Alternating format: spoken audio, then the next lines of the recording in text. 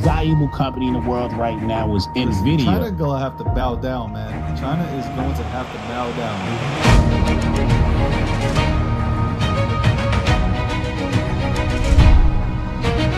Good evening, and welcome to the nightly recap powered by Gokhshtein News Network. Hey everybody, welcome to the nightly recap powered by the Gokhshtein News Network. I am Rob Nelson, bringing you politics, crypto, and a few just kind of out there, I don't know what you want to call them, extraterrestrial, UFOs, unidentified aerial phenomena. No, just maybe supernatural or just maybe a little bit transcendental. I'm just throwing out a bunch of words. Okay, Secretary Bessent. So he's been really strong on saying the last couple of days, being optimistic about China, which is an interesting thing. I mean, I guess you would expect him to be. That's his job, right? I mean, he's essentially the trade negotiator. And I'm sure this is true. The U.S. and China are in active conversations. Although we're going to jump back to this a little bit later. Trump says we're in a trade war with China. So we're officially in a full-out trade war. I mean, look, this is a tricky one. They put export controls on rare earth minerals, which we need desperately to, most of the world needs. And they control like 90% of them, which, are essential for a lot of technology and especially for chip technology. So they're essential for the AI future we're stepping into. They, and I said before, I said it on Monday, was it intentional? Were they always planning to do it? Probably, they can say it's because Trump's threatened them with more tariffs, but as a result, Trump put 100% tariffs on top of all their existing tariffs. And now they're threatening to retaliate back. The markets are going cuckoo.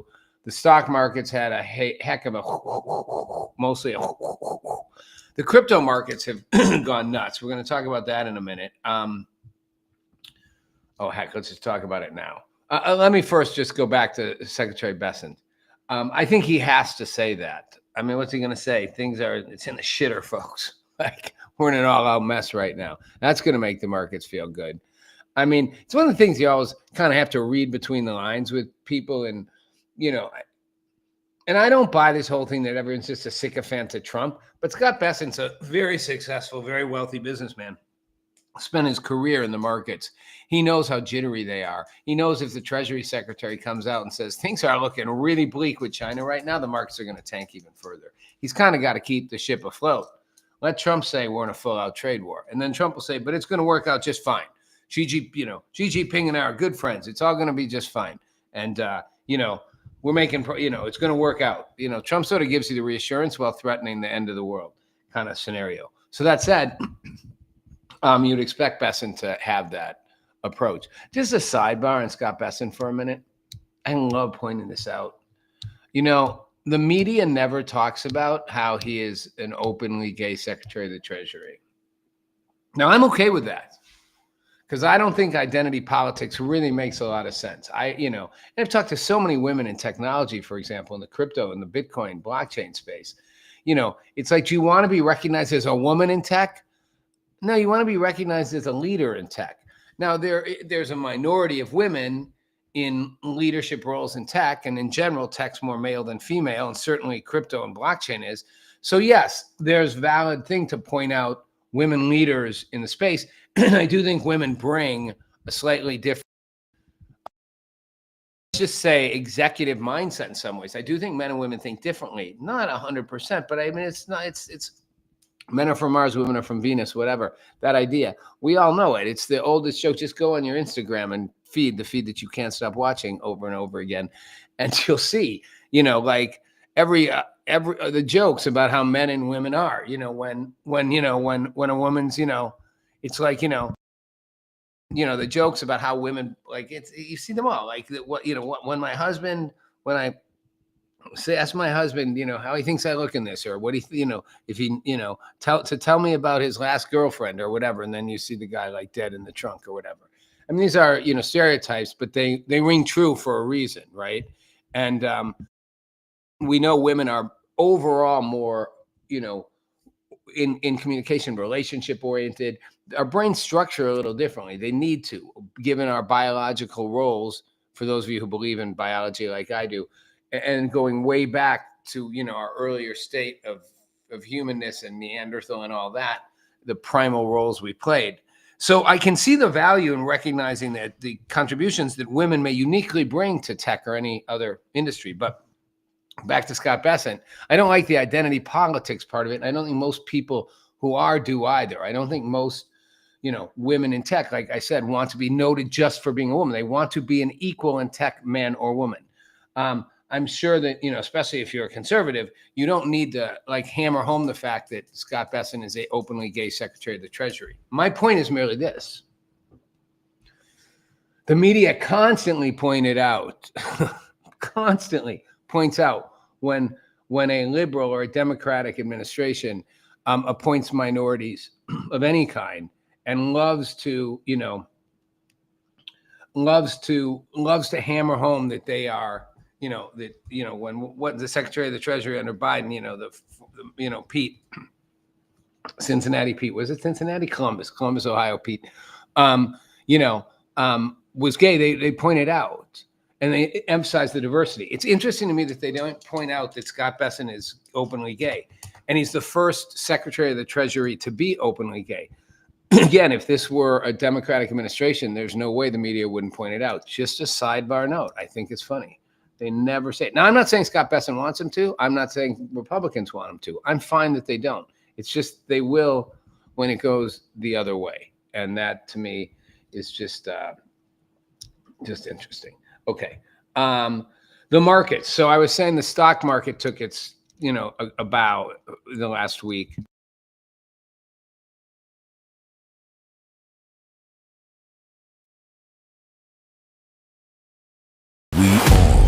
Pepe. But what about his alter ego?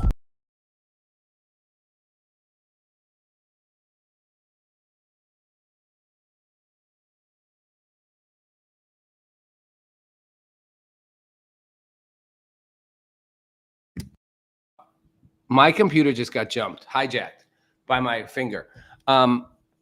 I'm sorry about that, everybody. I was right in mid-thought, and then something else popped in, and my whole thing just went cuckoo, cuckoo.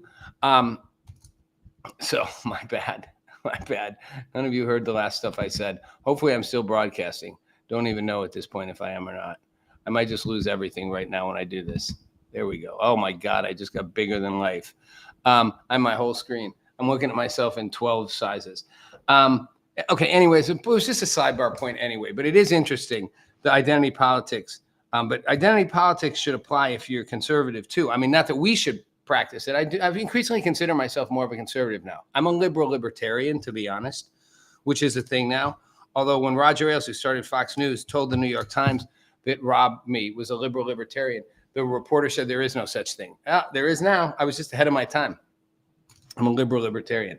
But I do think the left should honor the diversity identity stuff when it's coming from conservatives. That's all I'm saying. Okay. Markets diversity. I keep coming back to this. The stock market took a dive. Gold went to an all-time high of 4,200. Bitcoin went and then went back up and then went back down.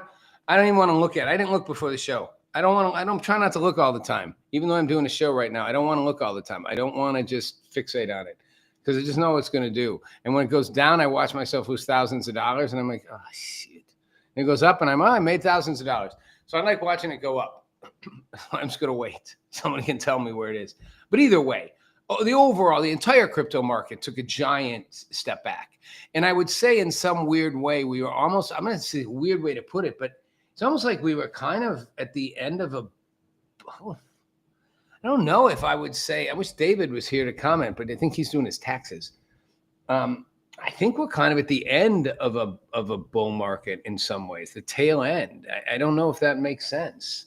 I got to have David come on, do this with me one time. I mean, he does his nights, but I love talking to David about crypto and blockchain. I don't know, but in some weird way, but all the crypto markets took a hit. I mean, the shitcoin market, the altcoin market definitely so many things. I mean, people lost a lot of money in Ethereum, Solana, XRP, Bitcoin, a lot of big stuff like that. But people lost a lot of, I mean, the token market, it's always, there's always a token market, right? There's always, some influence going to wind a bunch of people up on their platform, and everybody's going to go buy the same thing on the same platform and then sell it and dump it and try to make money. And it's fun. It's like gambling in a casino. But those markets have taken a hit too. The entire crypto market's taken a hit.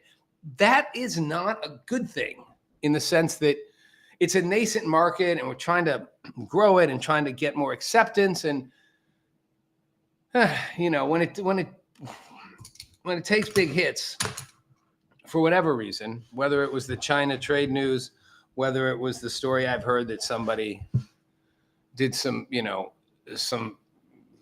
fun and games with how they were messing around with with prices and certain things. And I don't know, the whole story. I need someone to explain that story to me, but that somebody kind of behind the scenes was kind of messing around and managed to let a lot of people think something was going one way and it wasn't, and then made billions on it. I don't know if that story makes sense. It doesn't matter why, let's be honest. It matters that when you're a young upstart market like crypto is, you want more wins than losses. FTX was a huge blow. And the stupid thing about FTX wasn't even about crypto. I mean, I know FTX was about crypto, but I mean, the Alameda, the whole thing, the scam wasn't a crypto scam. The scam had nothing to do with crypto. The scam was just pure old-fashioned fraud, just fraud in any shape, color you want. It was just plain fraud, and it made everybody think crypto's bad, crypto's horrible. And it's like, well, actually, this wasn't, the scam was, they got Sam Bankman-Fried, just put Sam Altman and Sam Bankman into one, Sam Altman-Fried. They got Sam Bankman-Fried on basic fraud. Could have done it with any company. Could have done it with any traditional company. Just, basically cooking the books and bringing money in, telling people you're doing one thing with it into Alameda, then doing something else with it, and then lying about the results and returns. It's just fraud. But, it hurts when that happens in the crypto space. By the way, it's a random sidebar. Sam Bankman-Fried's dad, Joseph Friedman, was my law school professor, a tax professor at Stanford. He was a genius at tax. He still is a genius at tax. He was a genius at tax. And I met Sam Bankman-Fried when he was a little kid. This is in 96, 97. But his dad was a genius at tax. His mom was like an ethics professor. It's interesting, right? His mom's like an ethics professor. His dad's a tax professor. He does tax fraud and violates all ethics. Barbara Friedman. She didn't like me at all. She's one of the professors that hated me. You have those professors. Well, I'm one of those people that professors that liked me or hated me. And she was in the hated me camp. Oh, well. I also believe his dad knew tax better than anybody. So it's always made me wonder, did he look the other way? Did he not look at all? I'm not accusing him of being part of it, but he was pretty involved. He'd see any kind of tax fraud in a heartbeat. That guy could see anything. Okay, well, I've really diverged a whole lot of sidebars. What's going to happen with the crypto markets? I mean, I don't know completely. I mean, they always go up and down and up and down. Bitcoin's going to ultimately keep going up. Michael Saylor's buying, what did he buy? 20? How much did he buy the other day again? I don't remember what it was. Was it 20 million, 26 million? I know it was a lot more than that, maybe. Back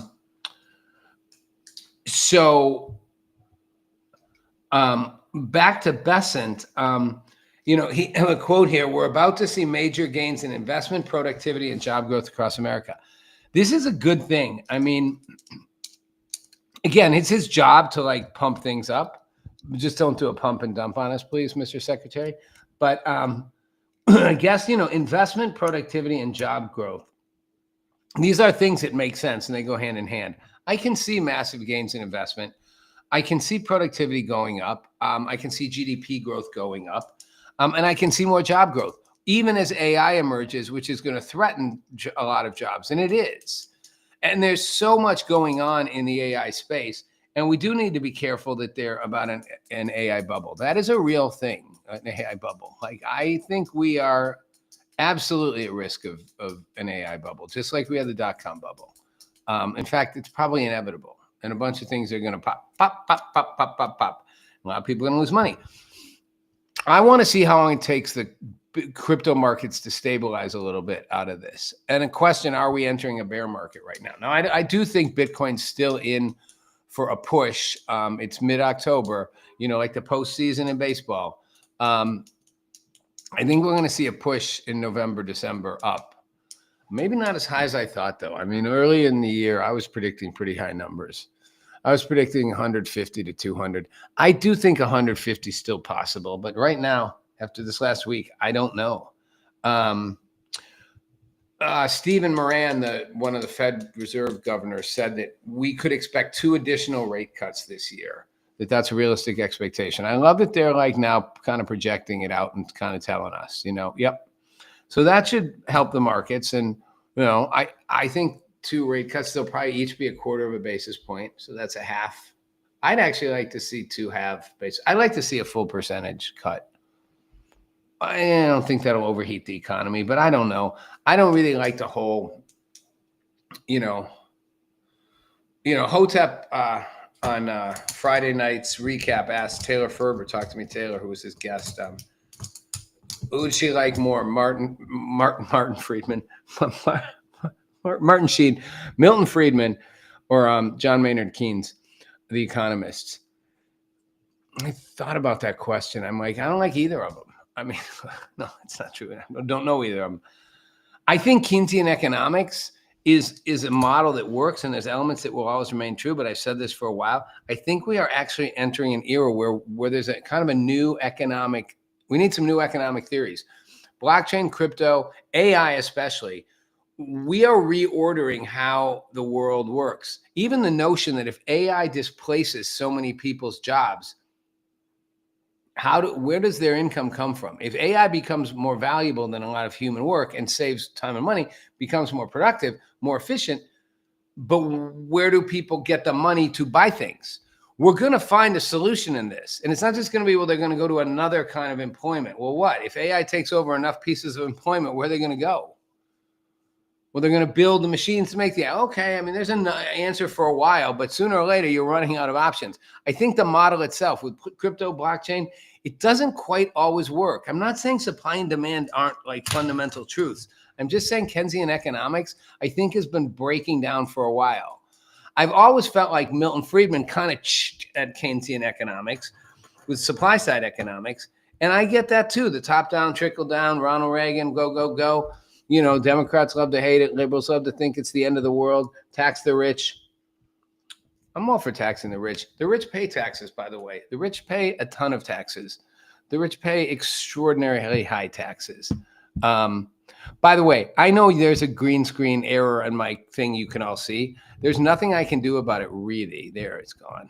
Because I did something, so my camera's zoomed in on me, and I don't know how to unzoom it without wrecking everything, so I'm not going to touch it. I don't know what this must look like.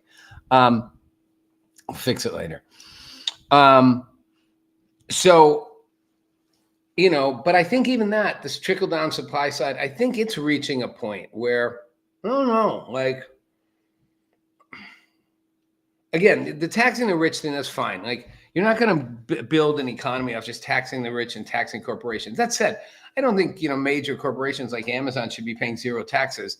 They'll find their way around as much as they can. Everything's a loss. It's like in the entertainment industry.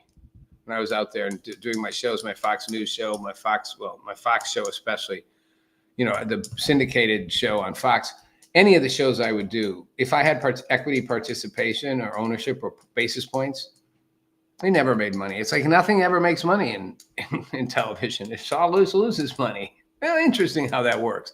Yet people get paid a lot of money and people's stock goes up. But nothing Disney ever does really makes money. I mean, I know, yes, the box office takes in the big movies, but I'm saying especially in the production side of content. So I don't know. I don't know if we're ready for just maybe a whole new some new variations to the economic model. That said, I think back to the basis point, the cuts, 2 cuts, I bet they're going to each be a 1/4 basis point. I think we could use a little more.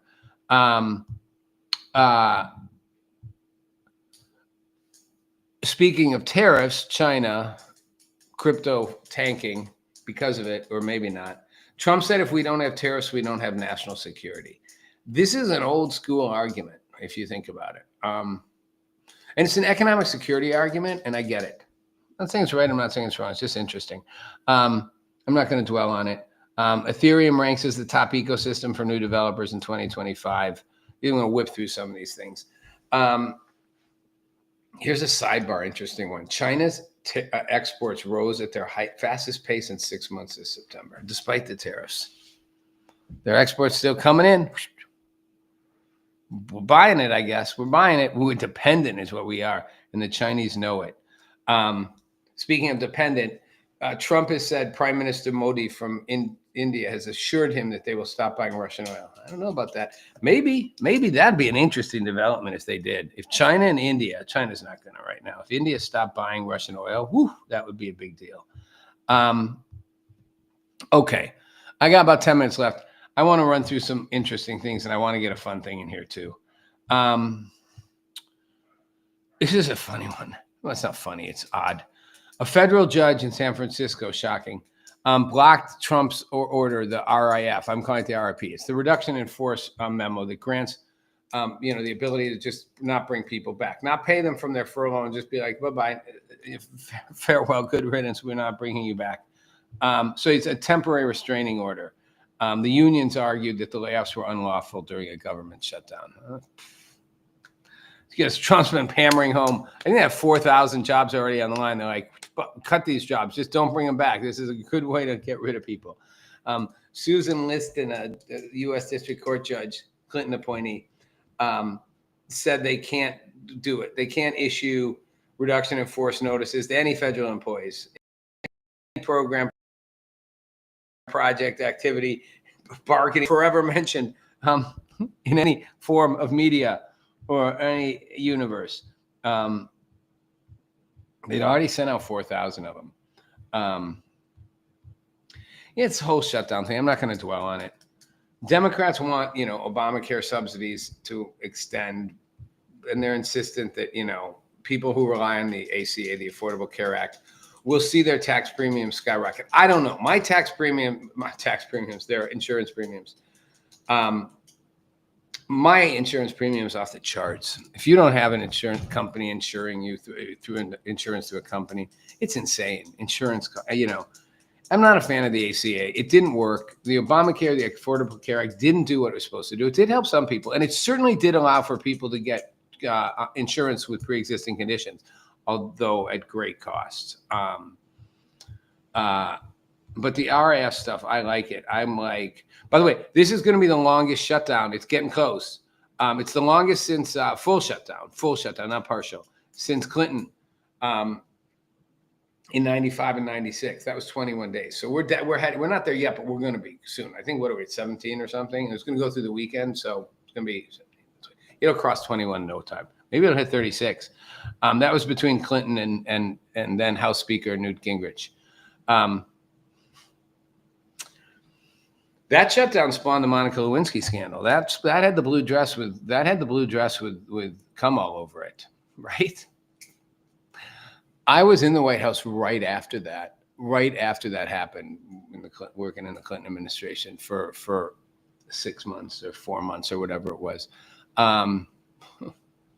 right? Because the government was shut down and Clinton was lonely, and Monica was there, and he got a blowjob under the desk, and or maybe more than one, and she kept the dress, and the rest is history. And that's sort of the first modern impeachment of a president we had, which again was just a weaponized thing. I mean, he lied under oath, technically, yes, stupid. But the Republicans did what Democrats are doing now. They find anything that they did then, and they went after Clinton. Clinton's former press secretary told me at the time, he was like, look,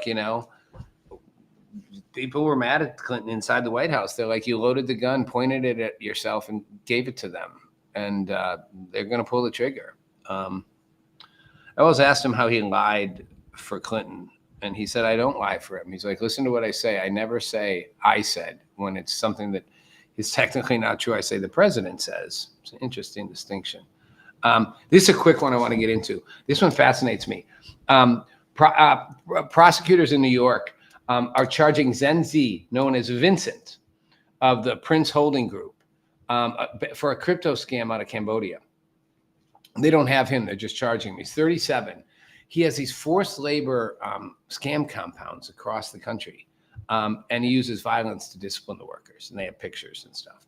So it's an investment fraud operation. They say it's one of the biggest in history.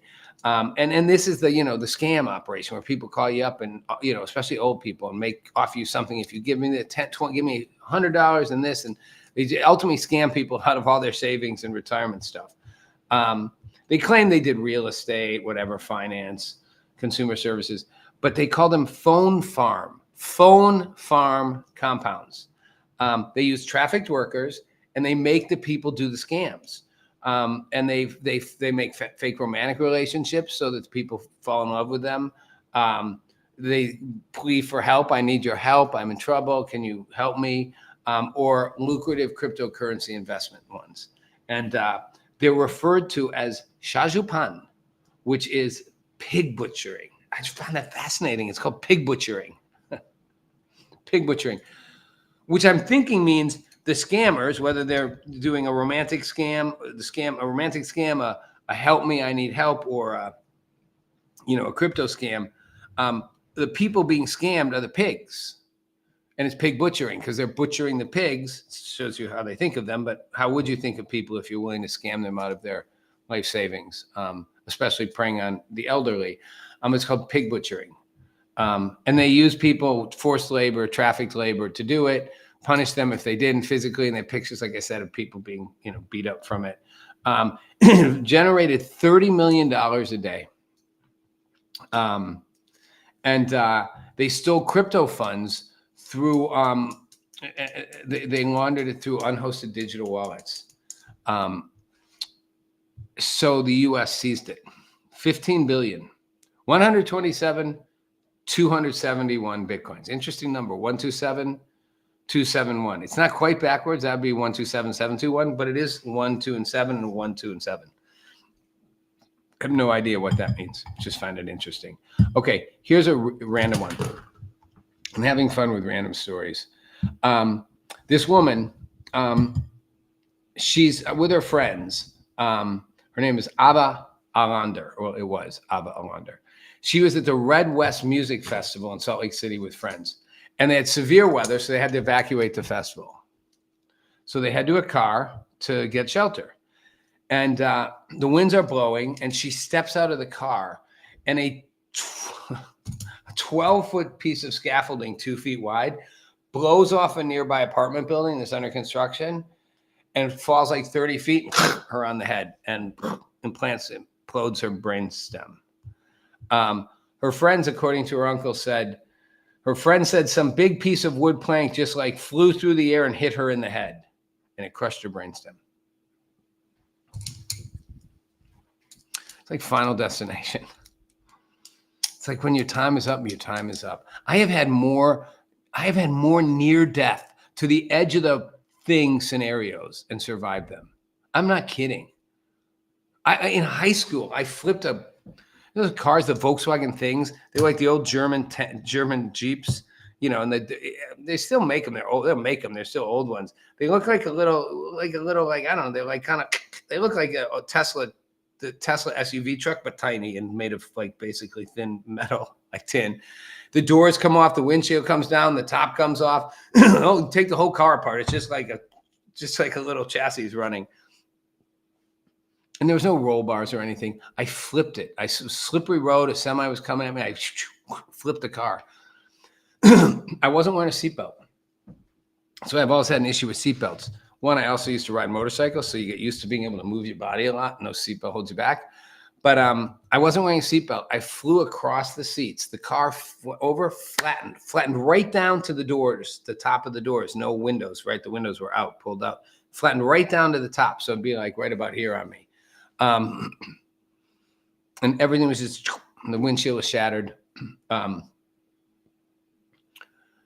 I crawled out the back. I just I got up, I turned, I didn't even try opening my door. I just went out the back and out the back hole, a little hole in the back where the window had been.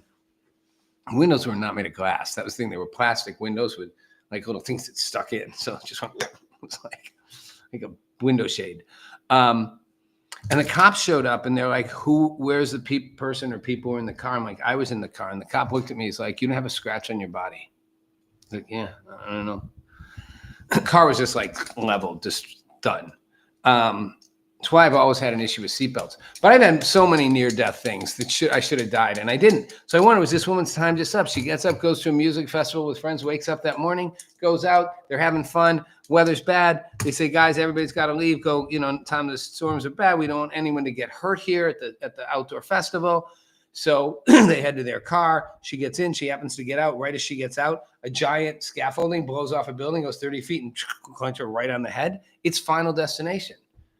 It's like maybe your time was just up. I don't know. It's like that story about the guy I believe I looked it up the other day. I always say it's Detroit. I don't know if it was Detroit. It might have been DC. A plane took off, came back down, crashed. A commercial airliner. This is like in the 80s. Everyone on board except a couple, I think maybe somebody lived on the plane. Not many people lived. One or two people might have survived the crash, but basically all 160 people died. But the only other person, the only other person to die was a guy who wasn't on the plane, who was driving his car over the bridge, and the plane came down. It was just taken off. So it just came right back down his car and crushed it and killed him. His wife was in the car. She didn't die, but he did. Her girlfriend or whoever. And the crazy thing was, she said he had always had a fear of dying in a plane crash, so he wouldn't fly anywhere. Final Destination. You don't have to get in a plane. Just drive your car over a bridge and a plane's going to crash taking off and come down, and you're going to be the only person that dies who's not on that plane. Can't make this stuff up, guys. Okay, last fun thing. I think that's fun. I think maybe it's calming to know maybe your time's coming or it's not, and there's not a lot you can do. So live free, enjoy. Don't worry, you're going to get shot in the next, mass shooting in a supermarket or a grocery store or movie theater. If your time's up, your time is up. It's Final Destination. That is not religious. That is not spiritual. I just think maybe it's true. Thus, you hear those stories all the time like this. I could give you a list of them. Maybe I'll do a whole show on them. Contender, largest male great white shark ever recorded in the Atlantic, has popped his head up again. He was pinged off the coast of Canada. He's 14 feet long and they estimate he weighs around 1,700 pounds, so almost a ton. He's the largest recorded great white male shark in the Atlantic. I was trying to figure out 14 feet. That's a pretty big, I'm looking like 14 feet. That's how big, but you have to, it's not just the length, right? It's going to be like how thick he is, But I was imagining like the giant great white shark's like 20 feet long, but it's not. 14 feet's a big ass shark. I mean, that's the thing that, that head and mouth is like, like probably like 5 feet, I mean, that just like swallow you pretty much whole, like, and just, you're done. Contender. What a name. Is that a good name? Contender. I think he won the thing. Here's the final question. If you took a male white shark and a female white shark, and you put the male white shark in the female white shark's competition, does the male white shark win? I mean, if you have a trans male white shark, does he win? Is that fair? The male to the female. And in fact, I would ask you this with any species. Show me the species. Oh, someone's going to find one. But for the most part, show me a species where the female, the females can beat the males. It's why most species, the male is the herder, the male ape, the male lion, whatever. Only humans can concoct that stuff up. That's Contender's 14 feet long. That's all I got to say. I watched Jaws when I was a teenager. I'm terrified of sharks because of it. I love the ocean. I love water. I swim every day when I'm near an ocean in Puerto Rico and California. I'm in the ocean all the time. I spent 3 weeks in Florida in the ocean every day. I'm terrified of sharks, even at night. I'm always worried because that's when the first shark gets the naked, woman swimming, the hot woman swimming, and gets her, kills her. I'm so scared of sharks that I'll swim in our lake where I grew up in our homestead in the middle of summer at night. And I'm convinced, what if there's a shark in here? It's a freshwater lake, bounded. Like one channel's like you couldn't get in because there's like a brick thing. The water flows over. The other channel's so shallow you have to kind of push your boat through. Plus it's fresh water. There's no ocean anywhere near it. But I'm convinced there might be a shark. That's called kooky. But you know what? That tells you something about how our brains work. What we're afraid of, what we focus on. Those fears aren't real, but they feel real. And that's sort of, the same as the mind washing stuff that's happening where people think something is that isn't. And they get so clearly focused that it can only be one thing. They can't see anything else. It's a myopia that affects us with everything we do. I'm not trying to give a motivational speech here, but I am for the last minute. But think about it, I mean, I can't do anything about the shark thing. I make myself go swim in the ocean at night and just go, oh, if it happens, it happens. The fear part is irrational. Fear is irrational. Face your fears, dive into your fears, challenge your fears, but know that just because you're afraid of something doesn't make it real. And anything is possible. Anything is possible. Even an all-women's volleyball team beating the trans man. It's possible. Not likely possible. Okay, that just went nowhere. Just be careful of Final Destination. All right, that's the end of this recap. This recap just wound down to a no-point ending. And pray for Bitcoin. All right, everybody. Thanks for watching. I will see you all on Monday. That's it for tonight.